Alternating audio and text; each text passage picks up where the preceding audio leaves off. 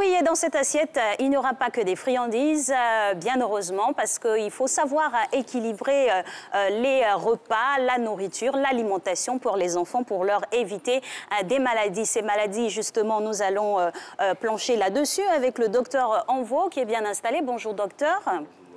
Bienvenue. Bonjour, Joyeux docteur. Noël par anticipation. Et on va s'occuper de nos bouts de chou aujourd'hui et parler dans l'assiette de nos enfants, surtout parler des maladies auxquelles les enfants peuvent être confrontés par rapport à une mauvaise alimentation ou d'autres effets. Alors, on a listé ici quelques mots. Déjà, quels sont les mots dont souffrent généralement les enfants? Merci beaucoup. Alors, il faut dire qu'aujourd'hui, la statistique que nous voyons dans les travaux de recherche montre que plusieurs enfants souffrent de certains maux dont l'anémie qui fragilise beaucoup la santé de l'enfant. Il y a aussi des cas d'obésité. Et sur le terrain en Côte d'Ivoire ici, alors nous rencontrons beaucoup d'enfants qui souffrent d'inconfort digestif.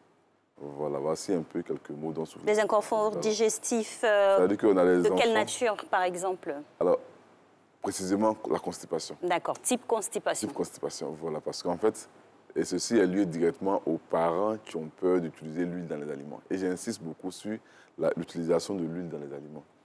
Alors, pour revenir un peu sur ce sujet, je dirais que l'anémie, effectivement, l'anémie est un problème sérieux parce que beaucoup de parents prédisposent les enfants à l'anémie à la maison par le comportement alimentaire. Donc les enfants sont prédisposés à l'anémie, de sorte que lorsqu'une crise arrive à la suite d'une fièvre, alors l'enfant il est anémié. Mais déjà l'enfant était déjà prédisposé à l'anémie par le comportement alimentaire.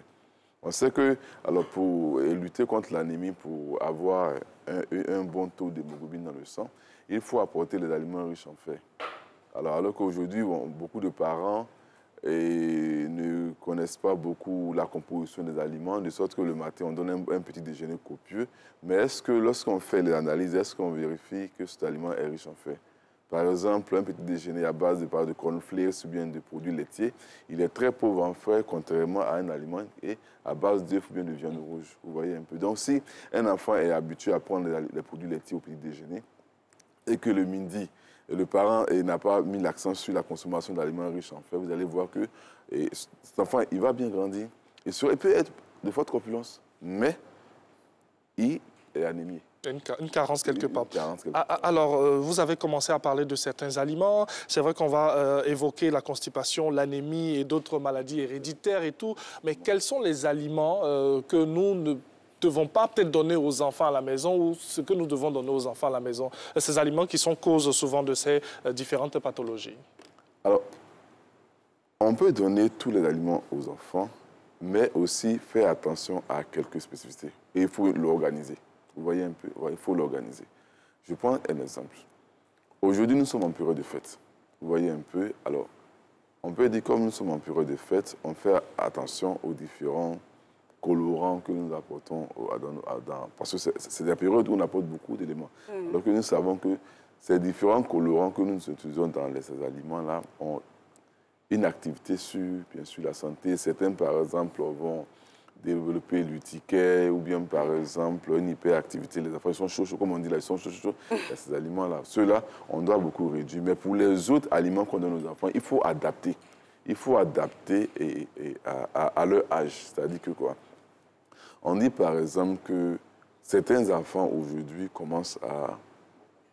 On a tendance à voir des enfants qui portent des lunettes. Très tôt.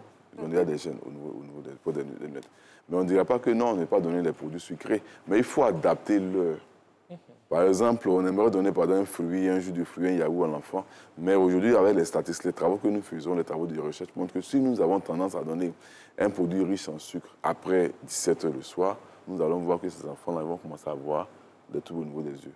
Voilà, une sensibilité au niveau oculaire. Ça. Donc, ce n'est pas que pas donner la nourriture à l'enfant, mais il faut savoir le donner à partir de quelle heure. On a aussi, tout à l'heure, j'ai parlé de l'anémie, il y a aussi des cas de constipation des enfants. Par exemple, les parents qui, à la suite d'une maladie ou bien d'une autre, ont eu peur de la consommation de l'huile. Et généralement, c'est à cause du cholestérol Beaucoup de personnes qui ont peur du cholestérol ont peur de manger l'huile. Or, sur ce plateau, je dis toujours que ne confondez pas l'huile avec le cholestérol.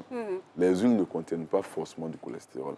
Donc, si à la suite d'une maladie, vous avez eu peur de consommer de l'huile, que vous ne consommez pas l'huile à la maison, vous allez voir que alors, votre comportement, vous les parents, du fait de votre comportement, alors vous allez prédisposer les enfants à ces gènes digestifs-là. Alors les enfants seront constipés, ils vont aller à la selle très difficilement. Et puis quand c'est comme ça, c'est très difficile.